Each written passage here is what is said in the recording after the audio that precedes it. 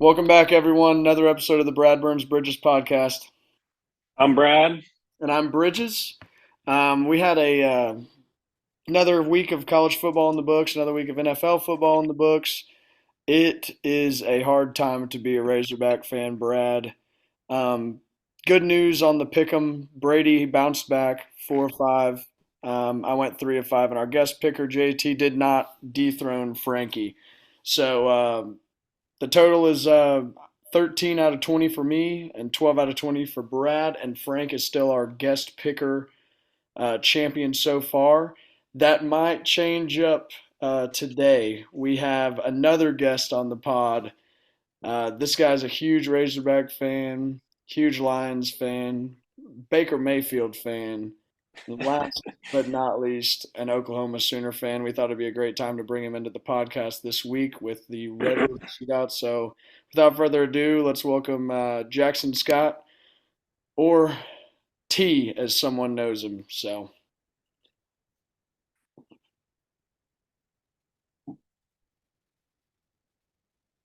oh Welcome, Jackson. yes, welcome in Jackson Scott in his Sooners gear.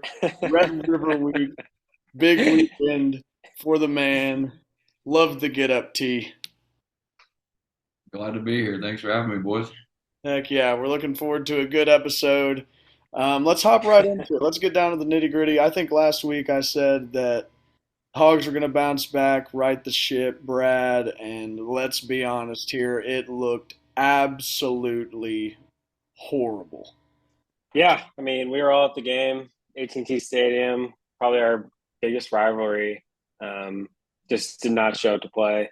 We even had some big plays, a pick six, a couple of key defensive stops, but nothing going on offense to keep us in that ball game, and pretty disappointing. You'd think we'd have a couple adjustments after last week and the week before, just dropping two games back to back, and no changes coming from Danny and his offense. So we'll see what happens, but it's not looking great for the rest of the year.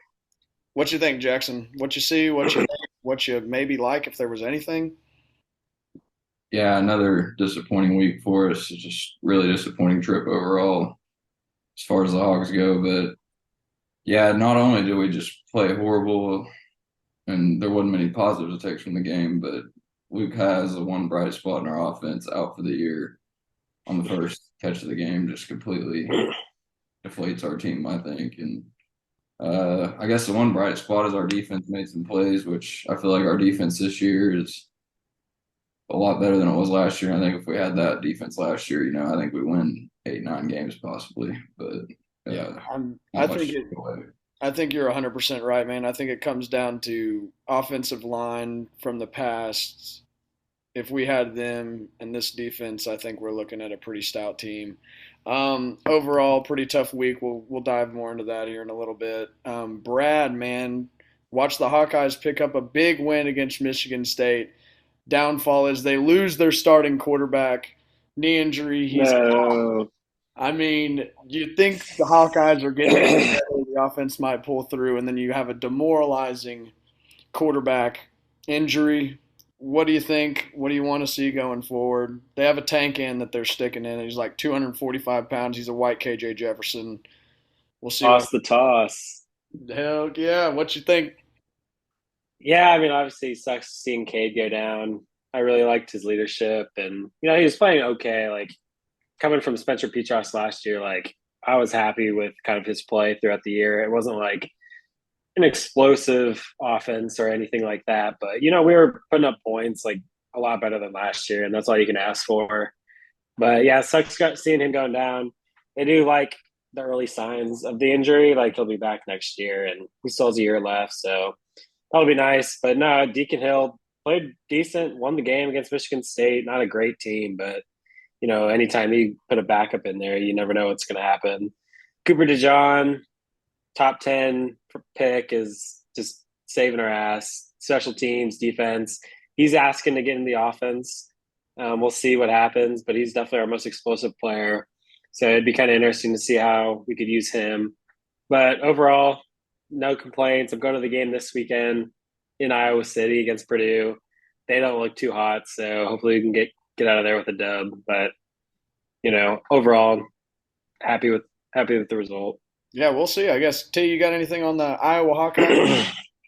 Yeah, my one takeaway from the McNamara, however you say it, injury is I think that the OC is for sure gone at this point. I mean, the backup may not be as bad as Petrus was, but 11 of 27 on that game is not something that's too promising, I don't think, for the Hawkeyes offense going forward.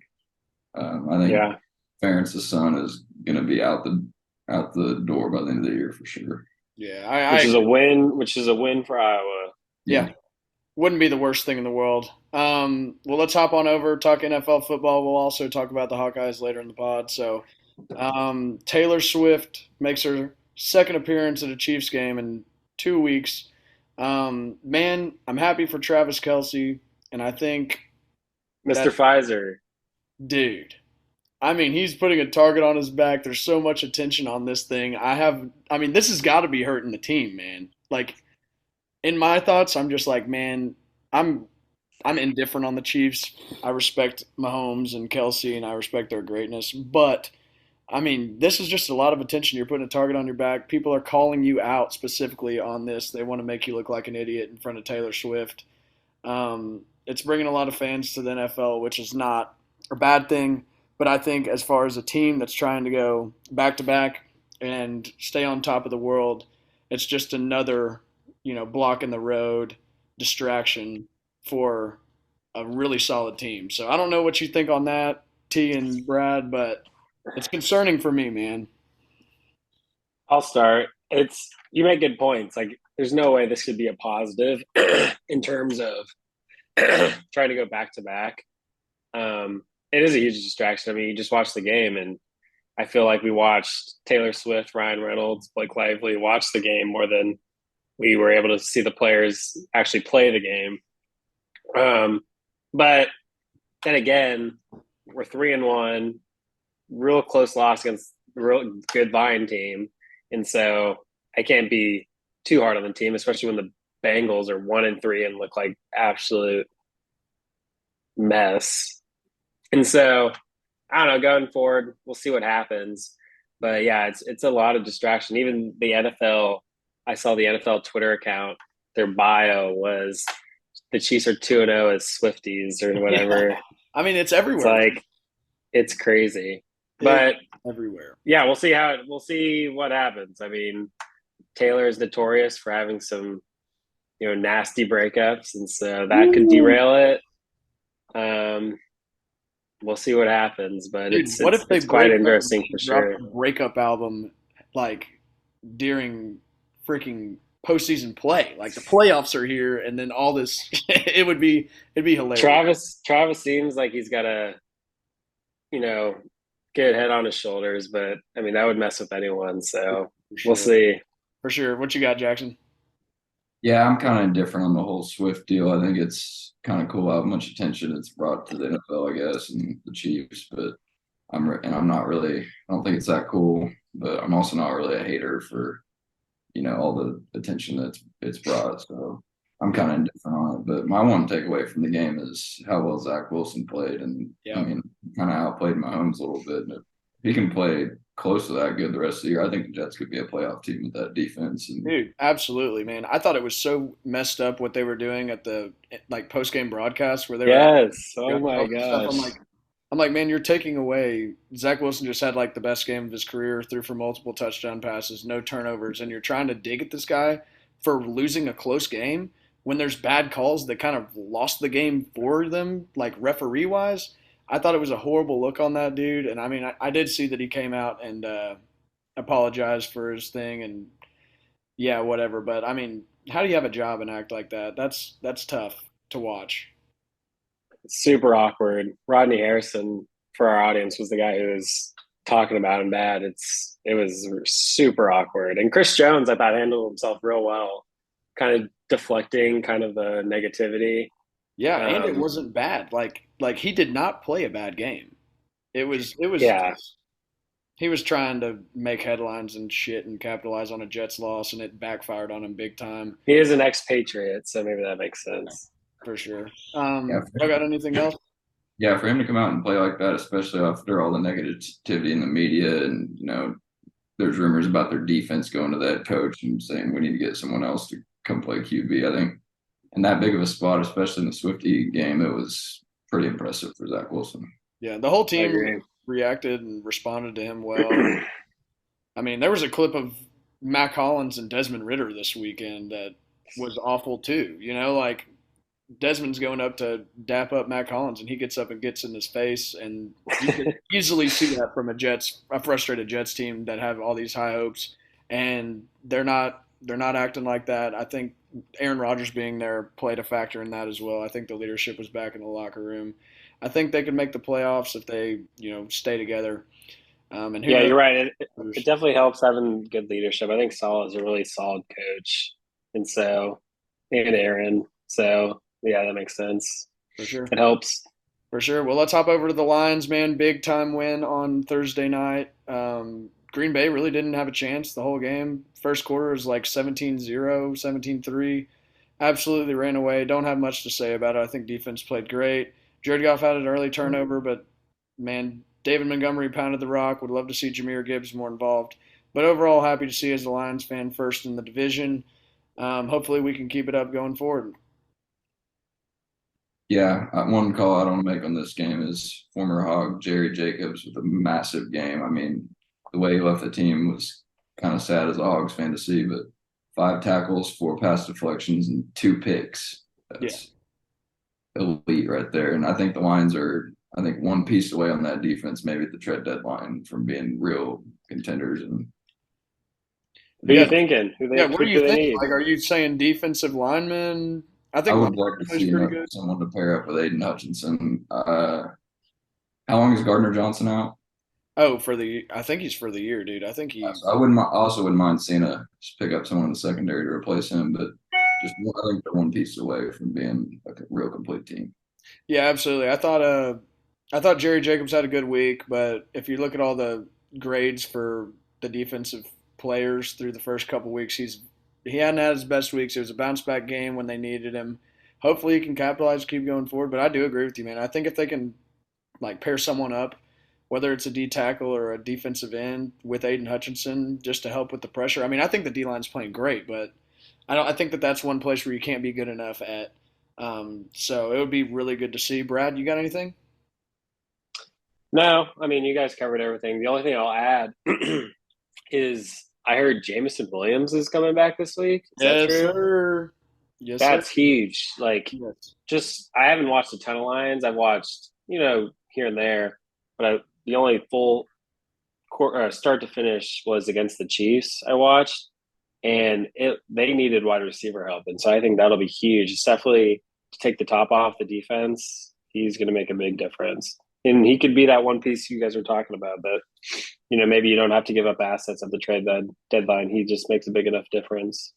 So that'll be interesting to see. I'm excited. Very interesting to see. Well, shout out the Cowboys. They bounced back after a tough loss. Defense played well. Kind of made me eat my words. Dak Prescott was super efficient. No turnovers. I look like an idiot again. What's new? Well, let's hop into it. We'll get into the first debate topic of the day. After a tough loss in Jerry's world, the Hogs season looks everything but good right now. Fan base is turning on each other. They're turning on the coaching staff. Coaches are emailing students about applying for jobs. Overall, not a good look. With that being said, Jackson Scott, will the Hogs be able to make a bowl game this year? And if not, is it time for a new coaching staff? Please take it away. Yeah, I think there's no shot really, unless there's just a massive turnaround on that line and a lot of stuff changes. But yeah, I'm not too thrilled where we're at right now. I think we're gonna need a lot of help to make a bowl game. And as far as Pittman goes, I think you gotta let him ride out the rest of the year. If we end up winning a couple of these bigger games down the stretch, and maybe they win go 5-7 or go 6-6 again, and look competitive towards the end of the year, maybe we consider keeping him and looking a different way on the coordinator side, or at least offensive coordinator. But yeah, I'm not too optimistic on Pittman's future, and I think it might be time to move on if they don't see a big turnaround. Yeah, absolutely. Brad? Yeah, I agree with Jackson. You got to wait to the end of the year. I'm looking at the schedule right here. Obviously, tough game on the road against Ole Miss this weekend. Back to back with Bama. So let's just put those. We're going to push those aside. We'll give that 0-2. Then after that, you got Mississippi State at home. You got Florida on the road. You know how we feel about Florida. Like, come Yeah. on. Auburn at home, who actually performed well this weekend. We'll see. Yes. I mean, that game's November 11th. We'll see how they kind of, bounce back from that loss against Georgia. But, they look solid. FIU, you'd hope we pull that one out. And then you end the season with Mizzou, who's looking good. But if we can go into that game 5-6, I think we picked that up 5 and 6. It's the same scenario as last year with Mizzou. They came into that game 5-6. We were favored, and they still beat us. So I don't know. I'll go on the side for the sake of the debate. I'll go on the side of I think we can still finish 6-6.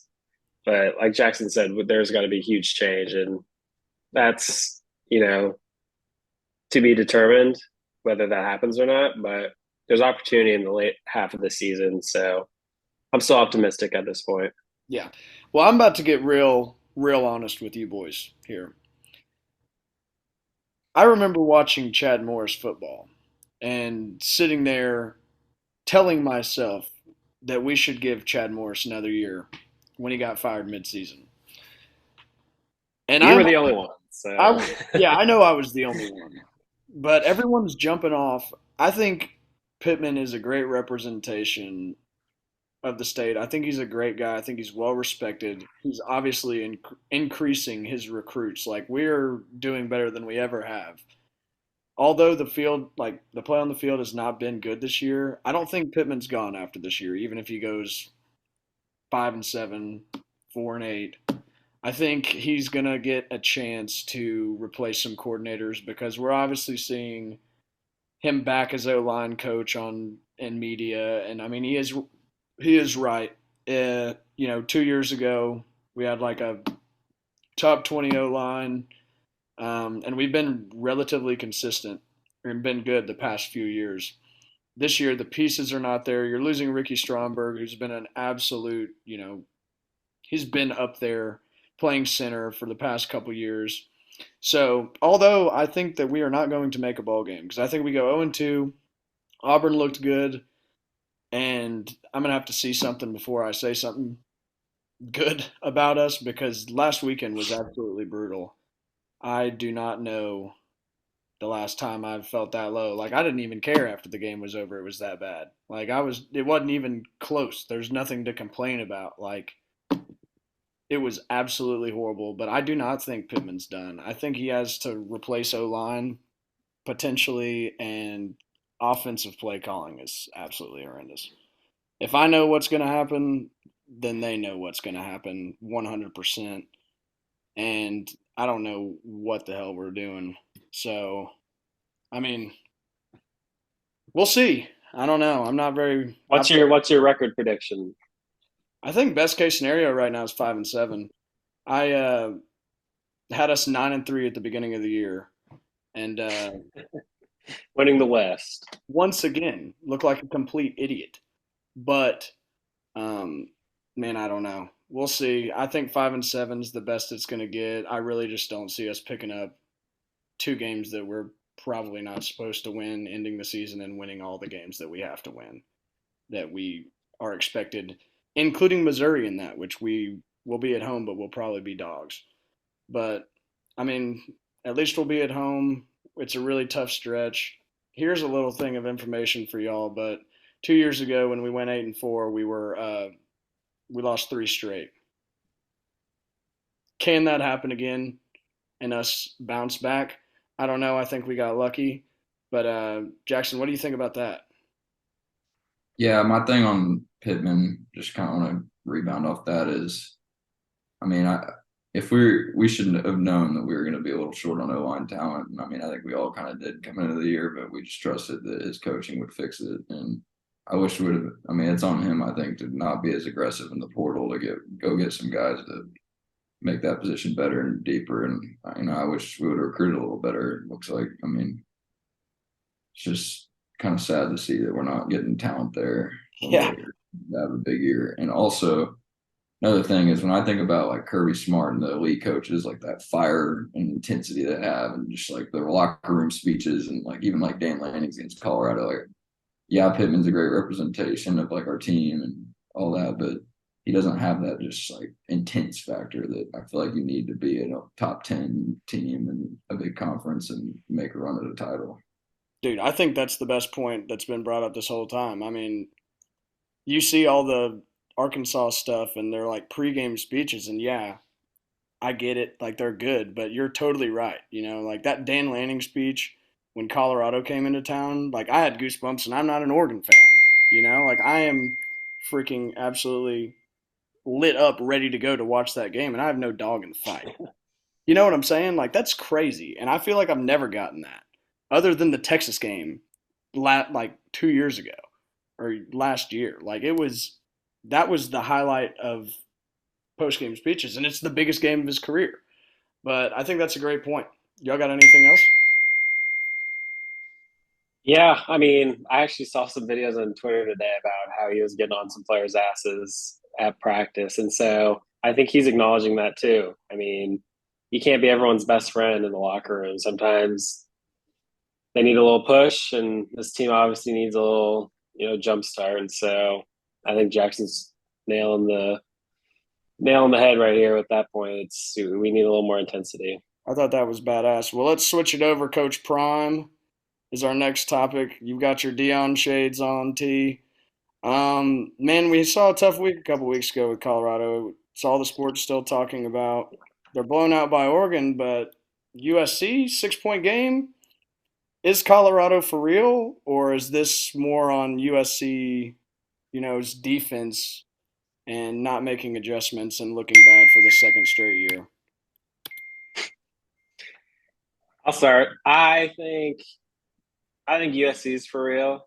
I'm super excited for like USC Oregon, USC Washington. I think Colorado. What do we think for real is like 9-3, 8-4? Like I think that's where they finish. I don't think they beat Washington. Utah will be a tough game, but I think they hang around with the likes of Oregon State, Washington State, some other like quality teams. And I think they find themselves in a really quality bowl game and finish Dion's first year, real close to double digit wins. We'll see if he can pull it off. But no, I liked what I saw Saturday. They had it was a star. It was very similar to the Jets Chiefs. A lot of stars in town, which is pretty cool for Boulder. So no, I'm impressed so far. Yeah, T, what you got? I know you're a freaking huge USC fan, so let's hop straight into this.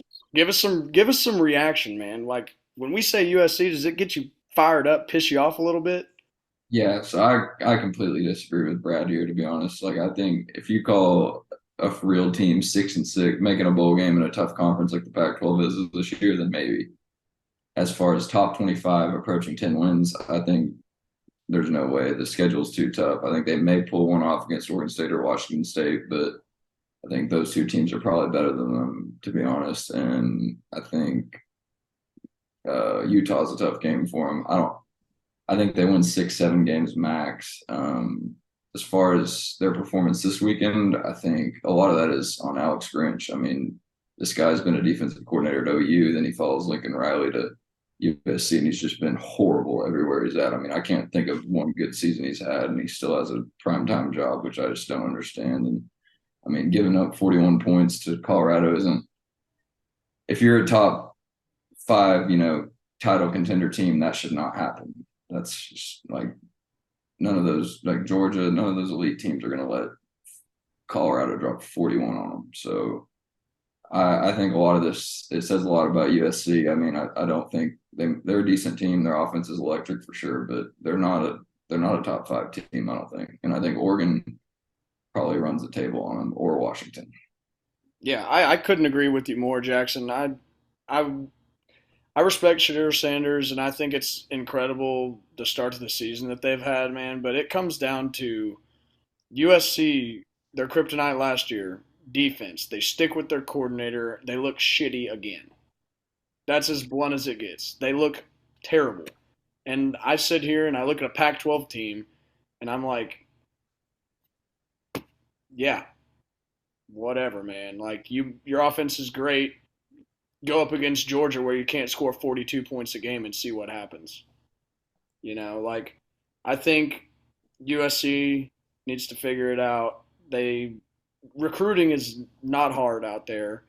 They have the biggest buzz with the Heisman Trophy winning quarterback. They should be able to put a better product out on the field. Arguably, I would take Arkansas's defense over them, which is sad to say this year.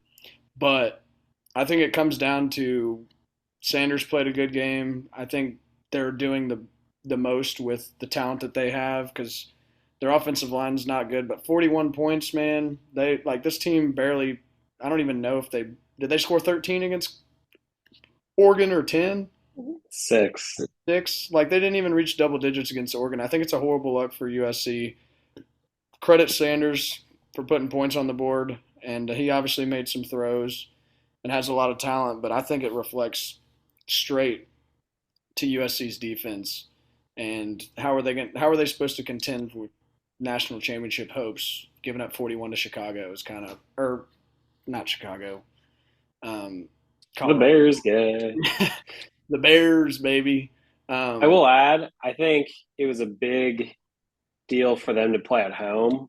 I think they're not the most mature squad in Colorado, and they get super emotional over these matchups. And you saw it with Oregon, just talking trash. I think that had a huge impact on kind of their performance. So I'll kind of retract my statement on their 10-win possible season. It's going to depend on the schedule. I haven't looked at it. But if they have some of these tough games at home, I like their chances. But if they have to go to, Beaver Stadium, Washington, like they have no shot. yeah, it's going to be tough. I don't know, man. I think Colorado has been able to put it together a little bit, um, and I definitely think that they're overperforming. And it's really good Yeah, to see. Glad they're getting all that hype, but it's not a knock on Colorado at all. I mean, I think their win total coming in the year was like a 4 or 5 games. I So I think it was mean, 3.5, dude. yeah, something Yeah, ridiculous. Like they've completely outperformed expectations. And Shedeur Sanders is for sure a great quarterback. It's just I don't. I think a lot of those Pac-12 teams are going to be a little too much for them. yeah, for sure. Well, Brad, how are we doing on time? We got about 15 minutes. Sweet. Well, this is perfect time. Like we said, Jackson, really wanted to have you on here for the Red River Shootout. Brad and I obviously don't have a huge dog in the fight. We wanted to bring someone in that has been a lifelong fan to one of these teams. First off, why don't you tell us what this game means to you and why it is such a big deal through college football and kind of educate our viewers who didn't grow up watching it?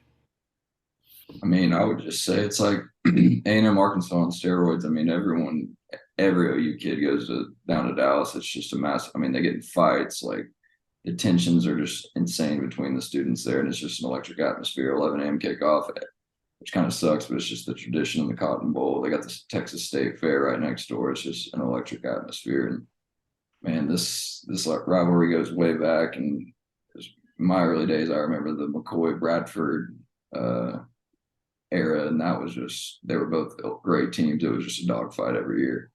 So I think this is actually the first matchup since the McCoy Bradford era that's this high profile, and because Texas went through that slump, with a few bad head coaches, and OU is still elite, and there were still some close games because of the rivalry, but this is the first high profile matchup, and I'm interested to see how OU comes back after that. Obviously, 49-0 route last year. I mean, they started a backup QB, which who was horrible, but obviously Was no it, was it excuse. General Booty?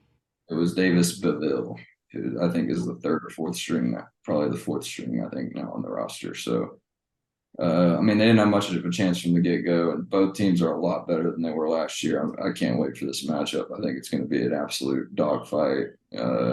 And yeah, what do you guys think? Well, we're down to 9 minutes, just FYI, but we're going to stay on this. Man, I think that this is the gatekeeper for the Big 12, right? Like, these are the two best teams, hands down. Um, It's going to be interesting to see because I think OU is kind of slept on a little bit. I think that they had a tough year last year. They recruited great. They got big additions out of the portal. Gabriel's playing good. Defense is playing good. As you've said, covered every game, right? Yeah, they're undefeated against the spread. Defense, Venables year two is completely changed and is looking like a huge difference. I don't know if y'all remember, but his first year at Clemson was not the best either. And then his second year as a DC, from then on, it Yeah, was absolutely shut down. So I think that's been a big impact for sure. for sure. I think you got to get your players in there. He's starting to do it. I think OU looks good. I think Texas looks good.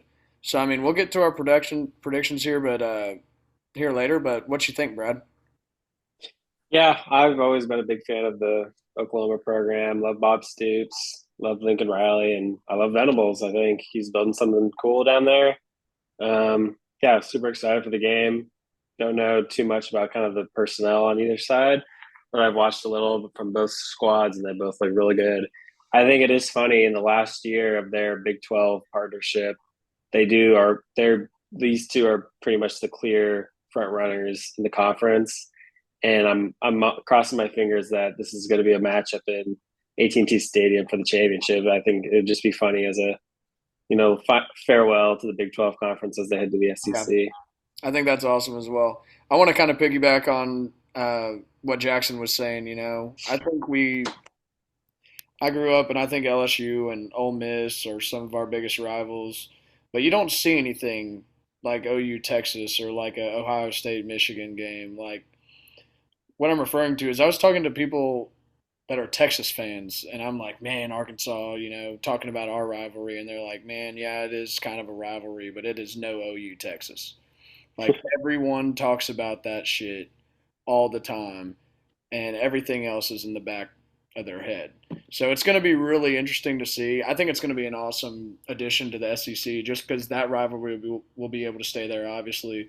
But you're going to have new rivalries like Arkansas and Texas kind of reborn and so forth. And I think it's awesome. But yeah, you got anything else, T, before we kind of hop into our pick'ems? Yeah. So I just want to go off and say I think Texas is probably I think they're one of the best teams in the country the way they played so far. But yeah, I think this is going to be a really close game, maybe closer than the experts think because OU has that chip on their shoulder, and Texas, I think their Super Bowl was that Alabama game. That was kind of the one that they had marked on their calendar in the season. And Sure. OU probably had this game, circled, especially after losing 49-0 last year. So I think it's a little bit bigger of a game for OU than Texas, I think it's going to make for a really close, like one score, one possession game down the stretch. I agree, man. I think it's going to be one of those, classic back to one possession ball games. Last year was an outlier for sure. But I mean, I just remember watching games in the, past couple of years that were all incredibly close, very high level of play. I like the dirtiness that gets in, all the competitiveness that gets going. You can tell it's a big game. It's a big time atmosphere. Shit, fans love. So, yeah, I think it's going to be the game of the day. So, looking forward to it. 5 minute warning. Y'all got anything else on this before we hop over to our picks? Let's pick. Heck yeah. All right, Jackson. You are our third guest. 4 of 5 is the record that Frankie has posted. Pretty solid. So you're going to need perfection, man. And I think you can do it. So we'll start it off. Arkansas at Ole Miss. Ole Miss is the favorite at home, -11. Brad, why don't you start it off? Who you taking them? I'll make it quick. I'll make it quick. Give me the Rebels. Jackson Dart looked insane this weekend against LSU. We definitely can't stop him, and then we definitely can't score to keep up with him. So give me Ole Miss. Yeah, give me the Rebs -11. I'm gonna have to see something before I get back on the bandwagon. T. I'm going to take the Hogs plus 11 here. I think it could be a lot like that LSU game where, we play good on the road and keep it close. I think, they just had Alabama and LSU, the big win. I think this is a massive hangover spot for them. And, yeah, I think we cover. I don't think we win for sure. But I think if you look at that LSU Ole Miss game, if I remember correctly, I think Ole Miss kind of outperformed them LSU outperformed them on a lot of the stats. So think that might have been a little deceiving of an outcome, even though it was a huge win for Ole Miss. But give me the Hogs to cover here. Yeah, I like it. I think they're plugging up some holes, trying to plug some holes on the offensive line. So let's see if that makes any changes. Helps KJ out a little bit. 3 minutes left.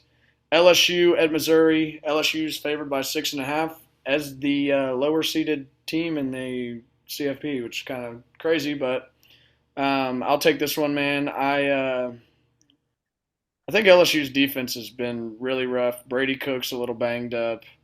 I just can't bring myself to go Missouri here. I think that they got their big win against K State. I think LSU doesn't drop two in a row. Give me LSU minus 6.5. Rapid fire, LSU. I'm going to take LSU as well. I think Vegas is respecting them and giving them 6.5 points here on the road against a very impressive Missouri team. But I think they bounced back, chip on their shoulder from last week. Give me the Tigers minus 6.5. Sweet, awesome. Alabama at A&M. Alabama's minus 2.5. Jackson, I'll let you take it. Yeah, this is a tough one. I think this is a really tough game to pick. I'm going to go. I think Alabama's maybe figured something out since putting Milroe back in the lineup. They looked good last week. Give me Alabama in a close one, but I think they cover the 2.5. Yeah, give me Crimson Tide minus 2.5. Brad? Give me Bama. Difference maker will be coaching. I think Saban pulls his magic in this one. Absolutely. Well, this is the matchup, the second biggest matchup of the week. Purdue and Iowa. These are going to be two explosive offenses going at it. Purdue is at Iowa. Iowa's at home. They're minus 2.5 points. Brad, I'll let you take it. This is honestly a little disrespectful. Purdue has been one of the worst teams in the Big Ten this season, so easy Iowa. Yeah, give me the Hawkeyes minus 2.5. Jackson? I'm going to go Purdue plus 2.5 here. I think it might be a little bit of a trap line here. And, I could see the 17-16 game where it very easily could be. Yeah. You get in with that 2.5. So I think that's valuable to have. And the backup QB, I'm going to ride with the Boilermakers here. Sweet. I'm going to save you for last, Jackson, and we're going to give you like a 30-second quick pitch. I want some emotion here. But Oklahoma versus Texas. Spreads Texas minus 6. Brad, why don't you go? Hook 'em. Riding Texas as well, Jackson. Y'all have already heard from me. I think this is going to be an absolute dogfight. Giving me 6 points with the Sooners. I think this comes down to the last possession. I'm not sure if they win because I have a ton of respect for Texas this year, which I haven't been able to say in a while. I think they're a really solid team, but with all the factors in line on OU's side with the revenge game and everything, I think Dylan Gabriel puts on a hell of a performance here, and I think they cover. I think it may be a 3-point game either way. They might win this thing, but give me the Sooners to cover. I think this is an easy pick right here. You think the streak is not broken? Well, heck yeah. Well, Jackson, thank you for doing it. I know we got a big week coming up with OU Texas 11 a.m. kickoff, but for the Hogs and the OU Texas game, so there's going to be a lot of eyes on that for me. Again, thanks, Brad. Playoff baseball's on, so enjoy some baseball. Y'all got anything else real quick before we end it? Appreciate y'all. Thanks, Jackson. Hell yeah. Great time. And Boomer Sooner, baby. Boomer Sooner. Leave a like and subscribe to the channel, boys. We'll be back next week. Thank y'all. Peace.